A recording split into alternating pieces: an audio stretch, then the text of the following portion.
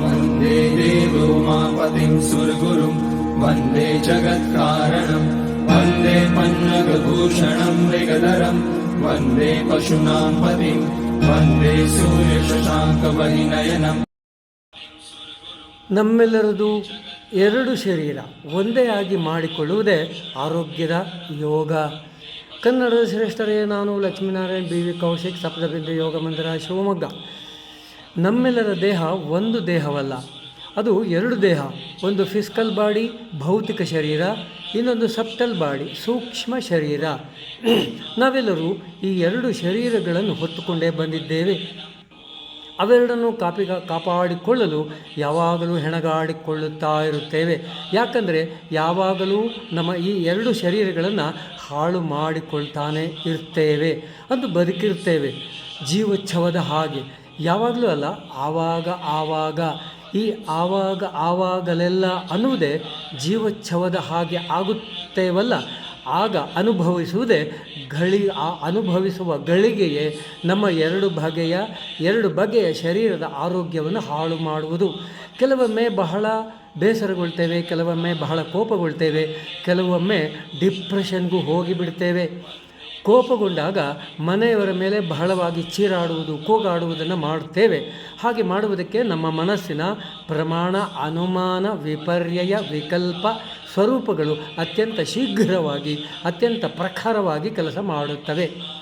ಈ ಕೆಲಸವೇ ನಮ್ಮ ಈಗೋ, ಅಹಂಕಾರವಾಗುತ್ತೆ. ಶ್ರೀಕೃಷ್ಣ ಶ್ರೀಮದ್ ಭಗವದ್ಗೀತೆಯ 2ನೇ ಅಧ್ಯಾಯ ಸಾಂಖ್ಯಯೋಗದಲ್ಲಿನ 62ನೇ ಶ್ಲೋಕದಲ್ಲಿ ಹೀಗೆ ತಿಳಿಸುತ್ತಾನೆ: ಧ್ಯಾಯತೋ ವಿಷಯಾನ್ ಪುಂಸಃ ಸಂಗಸ್ತೇಷೂಪಜಾಯತೆ ಸಂಗಾತ್ ಸಂಜಾಯತೆ ಕಾಮಃ ಕಾಮಾತ್ ಕ್ರೋಧೋಭಿಜಾಯತೆ. ಶ್ರೀಕೃಷ್ಣ 62ನೇ ಶ್ಲೋಕದಲ್ಲಿ ಹೇಗೆ ತಿಳಿಸುತ್ತಾನೆ ಅನ್ನೋದನ್ನು, ವಿಷಯಗಳನ್ನು ಚಿಂತಿಸುತ್ತಿರುವಾಗ ಅನ್ನೋದನ್ನು ನಾವು ಕಲ್ಪನೆ ಮಾಡಿಕೊಳ್ಳಬೇಕು. ಅದರ ಮೇಲೆ ನಮ್ಮ ಮನಸ್ಸನ್ನು ಹಾಕಬೇಕು. ವಿಷಯಗಳನ್ನು ಚಿಂತಿಸುತ್ತಿರುವಾಗ ಅಂದರೆ ನಮಗೆ ಯಾವುದು ಅತಿಯಾಗಿ ಬೇಕೋ ಅದು ಕೆಟ್ಟದೋ ಒಳ್ಳೆಯದೋ ಅದರ ಕುರಿತು ಅತಿಯಾದ ಆಸಕ್ತಿ ಉಂಟಾಗುತ್ತೆ. ಅದು ಈಡೇರದಿದ್ದಲ್ಲಿ ಅತಿಯಾದ ಕೋಪವು ಉದ್ಭವಿಸುತ್ತೆ.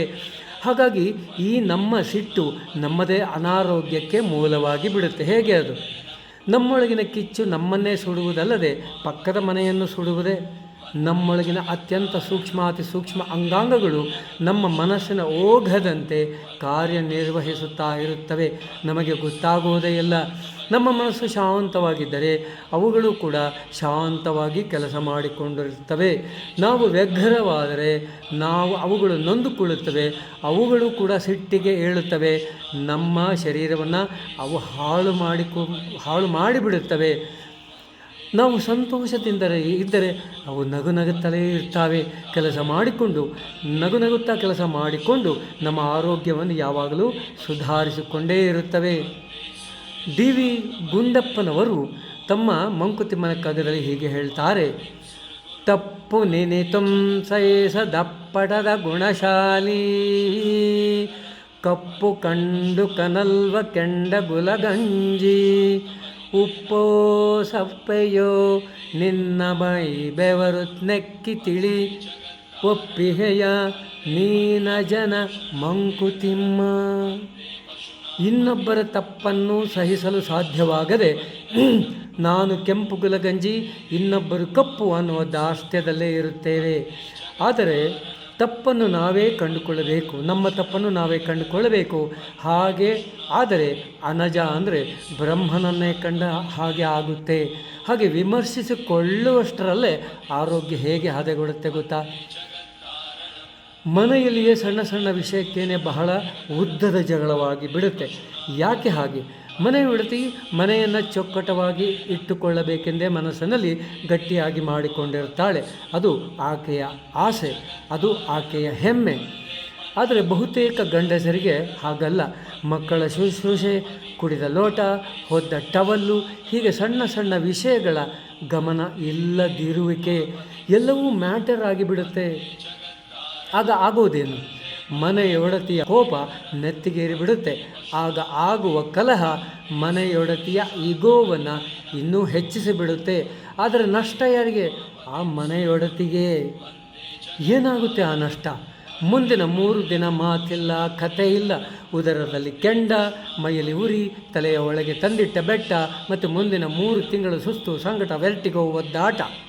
ಇವು ಸಾಮಾನ್ಯವಾಗಿ ಎಲ್ಲ ಹೆಣ್ಣು ಮಕ್ಕಳಿಗೂ ಆಗುವ ಕೆಟ್ಟ ಅನುಭವ. ಆಗ ಅವರ ಆಗುವ ಈಗೋ ಅದೇ ಪ್ರಮಾಣ. ಆ ಪ್ರಮಾಣ ಅಂದರೆ ಯಾವುದು, ಏನು, ಹೇಗೆ ಅಂತ ನಿರ್ಧಾರ ಮಾಡುವ ಪ್ರಮಾಣ ಆಗ ಅದು ತಪ್ಪಿ ಹೋಗಿರುತ್ತೆ. ಪ್ರಮಾಣವನ್ನು ಪ್ರಮಾಣೀಕರಿಸುವ ಮನಸ್ಸು ಆಗ ತಪ್ಪಿ ಹೋಗಿಬಿಟ್ಟಿರುತ್ತೆ. ಅನುಮಾನ, ವಿಪರ್ಯಯ ಮತ್ತು ವಿಕಲ್ಪ ಅವುಗಳು ಮನಸ್ಸನ್ನು ತುಂಬಿಕೊಂಡು ಅದೇ ಅಹಂಕಾರ ಎನ್ನಿಸುತ್ತೆ. ಅದು ಹೇಗೆಂದರೆ, ಆ ಸಣ್ಣ ತಪ್ಪನ್ನು ಮುಂದಿನ ಭವಿಷ್ಯಕ್ಕೆ ಲಗತ್ತಿಸಿಕೊಂಡು ಅನುಮಾನಿಸುತ್ತಲೇ ವಿಪರ್ಯಯ ಸ್ಥಿತಿಯಲ್ಲಿ ಪ್ರಮಾಣೀಕರಿಸುವ ಅತಿ ಕೆಟ್ಟ ಉತ್ಸಾಹದಲ್ಲಿ ವಿಕಲ್ಪ ಸ್ಥಿತಿಗೆ ಬಂದು ಬಿಡುತ್ತಾರೆ. ಹಾಗೆ ವಿಕಲ್ಪ ಸ್ಥಿತಿಗೆ ಬಂದು ಮನದಲ್ಲಿದ್ದ ಮತ್ತು ಆ ಪರಿಸ್ಥಿತಿಯಲ್ಲಿದ್ದ ಶಾಂತ ಸ್ಥಿತಿಯನ್ನೇ ಹಾಳು ಮಾಡಿಕೊಂಡು ಬಿಡೋದು ಆಗಿಬಿಡುತ್ತೆ. ಆಗ ಆಗೋದೇನು? ಹೊಟ್ಟೆಯಲ್ಲಿನ ಆ ಉರಿಗೆ ರಕ್ತವು ಕುದಿಯುವ ಸ್ಥಿತಿಗೆ ಬಂದು ಬಿಡುತ್ತೆ. ಆಗ ಆಗೋದೇನು? ರಕ್ತದೊಳಗೆ ಇರುವ ಪ್ಲೇಟ್ಲೆಟ್ ಅನ್ನುವ ಜೀವಕೋಶ ಸತ್ತು ಹೋಗಿಬಿಡುತ್ತವೆ. ಈ ಪ್ಲೇಟ್ಲೆಟ್ ಜೀವಕೋಶಗಳು ಶರೀರದಲ್ಲಿ ಎಷ್ಟು ಪರಿಮಾಣ ಇದ್ದರೆ ಆರೋಗ್ಯ ಗೊತ್ತೇನು ನಿಮಗೆ? 1 ಮಿಲಿಗ್ರಾಮ್ ರಕ್ತದಲ್ಲಿ 4,50,000 ಜೀವಕೋಶಗಳು ಬದುಕಿ ಅವುಗಳು ಚಟುವಟಿಕೆಯನ್ನು ನಿರ್ವಹಿಸುತ್ತಾ ಇರಬೇಕು. ಆದರೆ ಸಿಟ್ಟು ಸೊಡಗಿನ ಅಬ್ಬರದ ಬೆಂಕಿಯಲ್ಲಿ ಈ ಜೀವಕೋಶಗಳು ಉರಿದು ಸತ್ತೇ ಹೋಗುತ್ತವೆ. ಪರಿಣಾಮ ಸುಸ್ತು, ಸಂಕಟ, ವೆರ್ಟಿಗೋ ಮುಂದಿನ 3 ತಿಂಗಳವರೆಗೂ. ಅದಕ್ಕೆ ಸುಪ್ರಸಿದ್ಧ ಕವಿ GS ಶಿವರುದ್ರಪ್ಪ ಅವರು ತಮ್ಮ ಕವನದಲ್ಲಿ ಅತ್ಯುತ್ತಮ ಔಷಧಿಯಂತಹ ಪರಿಹಾರವನ್ನು ಹೇಳ್ತಾರೆ. ಎಲ್ಲೋ ಹುಡುಕಿದೆ ಇಲ್ಲದ ದೇವರ ಕಲ್ಲು ಮುಳ್ಳಿನ ಗುಡಿಯೊಳಗೆ, ಇಲ್ಲೇ ಇರುವ ಪ್ರೀತಿ ಸ್ನೇಹಗಳ ಗುರುತಿಸದಾದನು ನಮ್ಮೊಳಗೆ. ಒಳಗಿನ ತಿಳಿಯನು ಕಲಕದೆ ಇದ್ದರೆ ಅಮೃತದ ಸವಿಯಿದೆ ನಾಲಿಗೆಗೆ. ವಿಷಯ ಅತಿ ಸೂಕ್ಷ್ಮ. ಅಂದರೆ ನಮ್ಮ ಮನಸ್ಸನ್ನು ಕೆಡಿಸಿಕೊಂಡು ಬಿಟ್ಟರೆ ಆ ಮನಸ್ಸು ಕೆಟ್ಟದ್ದನ್ನು ಬಯಸದೇ ಇದ್ದರೂ ಕೂಡ ಈ ಶರೀರ ಇದೆಯಲ್ಲ, ಆ ಕೋಪದ ಭರದ ಮನಸ್ಸಿನ ಮಾತನ್ನು ಕೇಳಿ ಶರೀರ ಅಲ್ಲಾಡಿ ಹೋಗುತ್ತದೆ. ಈಗ ಮನಸ್ಸಿನಲ್ಲಿ ದ್ವಿಧಾಭಾವ ಉಂಟಾಗಿರುತ್ತದೆ. ಅಂದರೆ ಒಳ್ಳೆಯದು ಒಳಗೆ ಕೆಲಸ ಮಾಡುತ್ತಿರುತ್ತದೆ, ಆದರೆ ಕೆಟ್ಟ ವಿಷಯ ನಮ್ಮ ಆಕೆಗೆ ಮನಸ್ಸಲ್ಲಿ ತುಂಬಿಕೊಂಡು ಆ ಒಳ್ಳೆಯ ವಿಷಯವನ್ನು, ಸನ್ಮಾರ್ಗದ ವಿಷಯವನ್ನು ತಪ್ಪಿಸಿ ಈಗ ಅದು ನೆಗೆಟಿವ್ ಫೋರ್ಸ್ನಲ್ಲೇ ಹೋಗುತ್ತೆ. ಹಾಗಾಗಿ ಅವರ ಶರೀರದ ಪ್ಲೇಟ್ಲೆಟ್ ಅದು ಬಹಳ ಕಮ್ಮಿಯಾಗಿ ಉರಿದು ಸತ್ತೇ ಹೋಗುತ್ತೆ. ಹಾಗಾಗಿ ಸುಸ್ತು, ಸಂಕಟ ಎಲ್ಲ ಆಗಿಬಿಡುತ್ತೆ. ಹಿಮೋಗ್ಲಾಬಿನ್ ಕೂಡ ಬಹಳ ಕಮ್ಮಿ ಆಗಿಬಿಡುತ್ತೆ. ಹಾಗಾದರೆ ನಾವು ಏನು ಮಾಡ್ಕೋಬೇಕು? ಹಾಗಾದರೆ ಆಕೆ ಏನು ಮಾಡ್ಕೋಬೇಕು? ನಾವುಗಳು ಏನು ಮಾಡ್ಕೋಬೇಕು? ಎಲ್ಲರೂ ಅಂದರೆ ಗಂಡ ಹೆಂಡತಿ ಮನೆಯಲ್ಲಿ ಇರುವವರು ಎಲ್ಲರೂ ಏನು ಮಾಡಿಕೊಳ್ಳಬೇಕಂತಂದರೆ, ನಾವು ಜಗಳ ಮಾಡಿಕೊಳ್ಳುವಾಗ ಬೇಕಾದಷ್ಟು ಜಗಳ ಮಾಡಿಕೊಳ್ಳಿ. ನೀವು ಜಗಳ ಮಾಡಿಕೊಳ್ಳುವಾಗ ಬೇಕಾದಷ್ಟು ಜಗಳ ಮಾಡಿಕೊಳ್ಳಿ, ಎಷ್ಟು ಬೇಕಾದರೂ ಜಗಳ ಮಾಡಿಕೊಳ್ಳಿ, ಆದರೆ ತಮಾಷೆಯಾಗಿ ಜಗಳ ಮಾಡಿಕೊಳ್ಳಿ. ಹಾಗೆ ತಮಾಷೆಯಾಗಿ ಜಗಳ ಮಾಡಿಕೊಳ್ಳುವುದನ್ನು ಆರಂಭ ಮಾಡಿ ಅದನ್ನು ಇನ್ಸ್ಟಾಲ್ ಮಾಡಿಕೊಳ್ಳಿ. ಆಗ ಮನಸ್ಸಿನ ಒಳಗಿನ ತಿಳಿಯನ್ನು ಕಲಕದೆ ನಾಲಿಗೆಗೆ ಅಮೃತದ ಸವಿ ಬಂದು ಮನೆಯು ಒಳ್ಳೆಯ ಮಾತುಗಳು ನಮ್ಮ ಜಗಳದಲ್ಲಿಯೇ ಕೂಡ ಒಳ್ಳೆಯ ಮಾತುಗಳು ಬಂದು ಆ ಜಗಳವು ತಪ್ಪಿ ಮನೆಯು ಆನಂದವನವಾಗುತ್ತೆ. ಅದು ನಿಮ್ಮ ಜಗಳದ ಅಂದರೆ ಕೆಟ್ಟ ಪರಿಣಾಮವನ್ನು ತಗ್ಗಿಸುತ್ತೆ. ತಮಾಷೆಯ ಜಗಳದ ನುಡಿಗಳೇ ಅಮೃತದ ಸವಿಯನ್ನು ಉಣೆಬಡಿಸುತ್ತೆ. ಮನಸ್ತಾಪವು ಉತ್ಪನ್ನವಾಗುವುದಿಲ್ಲ, ಮುಂದುವರಿಯುವುದೂ ಇಲ್ಲ. ಅದೇ ಯೋಗ. ಹಾಗೆ ನಮ್ಮ ಮನಸ್ಸನ್ನು ಪಾಸಿಟಿವ್ ವೇನಲ್ಲೇ ಥಿಂಕ್ ಮಾಡಿಕೊಂಡು, ಅಂದರೆ ನಮ್ಮ ಥಾಟ್ಸ್ಗಳನ್ನು ಒಳ್ಳೆಯ ರೀತಿಯಲ್ಲೇ ಮಾಡಿಕೊಳ್ಳುವುದಕ್ಕೆ ನಮಗೆ ಬರುತ್ತೆ. ಹಾಗೆ ಒಳ್ಳೆಯ ವಿಷಯಗಳ ಮೇಲೆ, ಅಂದರೆ ಜಗಳದ ಪರಿಸ್ಥಿತಿಯಲ್ಲೂ ಕೂಡ ನಾವು ತಮಾಷೆಯಾಗಿದ್ದರೆ ಒಳ್ಳೆಯ ಯೋಚನೆಗಳು, ಅಂದರೆ ನಾವೇನು ಮಾಡಬೇಕು, ನಾವೇನು ಮಾತಾಡಬೇಕು ಅಂದರೆ ಆ ಕೆಟ್ಟ ಪರಿಸ್ಥಿತಿಯಲ್ಲಿ, ಆ ಜಗಳದ ಪರಿಸ್ಥಿತಿಯಲ್ಲಿ ಅಂತ ಹೇಳಿ ನಮಗೆ ಗೊತ್ತಾಗ್ತಾ ಹೋಗುತ್ತೆ.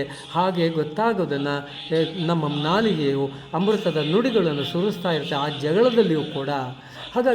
ಹಾಗೆ ಜಗಳ ಮಾಡಿಕೊಳ್ಳುವಾಗ ನಿಮ್ಮ ನಾಲಿಗೆಗೆ ಅಮೃತದ ನುಡಿಗಳು ಬರುವಂತೆ ನೀವು ಯೋಚನೆ ಮಾಡಿದರೆ ಅದು ನಿಮಗೆ ಅಮೃತದ ಯೋಚನೆಯನ್ನು ಸಲ್ಲಿಸುತ್ತೆ. ಆ ಯೋಚನೆಗೆ ನಿಮಗೆ ಅಮೃತದ ನುಡಿಗಳನ್ನು ನುಡಿಸುತ್ತೆ. ನಮಸ್ಕಾರ. ಅದೇ ಯೋಗ. ಹಾಗೆ ಮಾಡಿಕೊಳ್ಳಿ. ಯಾವಾಗಲೂ ತಮಾಷೆ ಜಗಳನ್ನು ಮಾಡಿಕೊಳ್ತಾ ಮನೆಯನ್ನು ಆನಂದ ಸಾಗರದಲ್ಲಿ ಮುಳುಗಿಸಿ ಆನಂದ ವನವನ್ನಾಗಿ ಮಾಡಿಕೊಳ್ಳಿ. ನಮಸ್ಕಾರ.